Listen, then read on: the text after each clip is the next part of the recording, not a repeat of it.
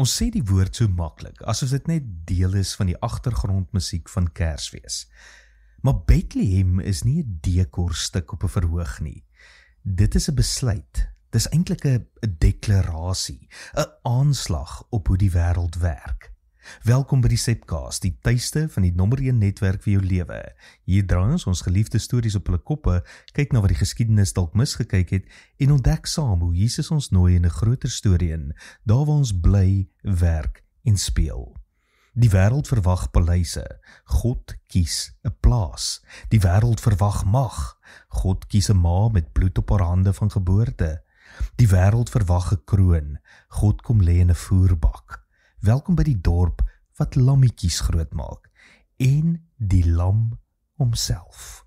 Die geskiedenis leer ons dat Bethlehem nie 'n oulike dorpie was nie, dit was 'n produksielyn, 'n plaas vir perfektheid. Die lammetjies wat hier grootgemaak is, was pasga lammetjies, perfekte diere wat moes sterf vir die mense se sonde. Geen vlek nie, geen fout nie, geen skewe bene nie, skougehalte. Wat doen God? Hy loop hierdie stelsel binne as 'n baba. Nie 'n koning nie, nie 'n priester nie, 'n lam. Nie net om die spel te speel nie, maar om dit te beëindig. Johannes se woorde skreeu deur die eeue, daar is die lam van God wat die sonde van die wêreld wegneem. Johannes 1 vers 29, dis nie 'n lam wat mense bring nie, is 'n lam wat God bring. Maar hier is waar die nuwe groei begin. Bethlehem is nie net 'n plek in die Bybel nie, dit is 'n patroon van hoe God werk. Hy kies klein ruimtes om groot deure oop te maak. Micha 5 vers 2 sê, maar jy Bethlehem, al is jy die kleinste, uit jou sal die een kom wat Israel sal regeer.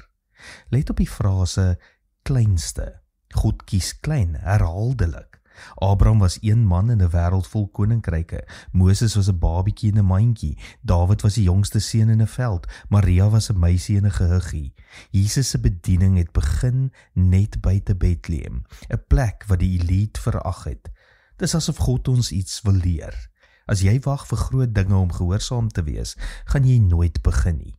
Bethlehem is die anti-Instagram verhaal. Dis God se manier om vir elke afgeskeepte mens, elke besige ma, elke uitgebrande pa, elke klein kerk, elke nederige begin te sê, ek het nie iets groots nodig om iets groot te doen nie. Ek het net jou nodig. So, wat beteken dit vir die nommer 1 netwerk vir jou lewe, waarvan jy deel is en waaraan jy deel gee? Dit beteken ons is nie besig om 'n celebrity kerk te bou nie. Ons bou 'n Bethlehem netwerk.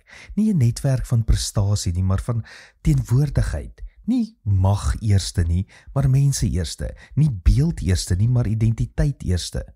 Ons glo nie net in groot byeenkomste nie, ons glo in klein ruimtes waar groot werk begin.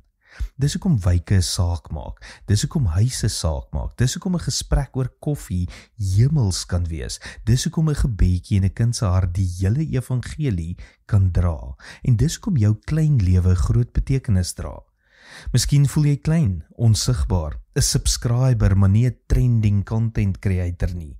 Bethlehem sê vir jou, God doen sy beste werk in plekke daar waar niemand kyk nie. En as jy geluid in die donker hoor, dis nie die stelsel wat jou roep nie.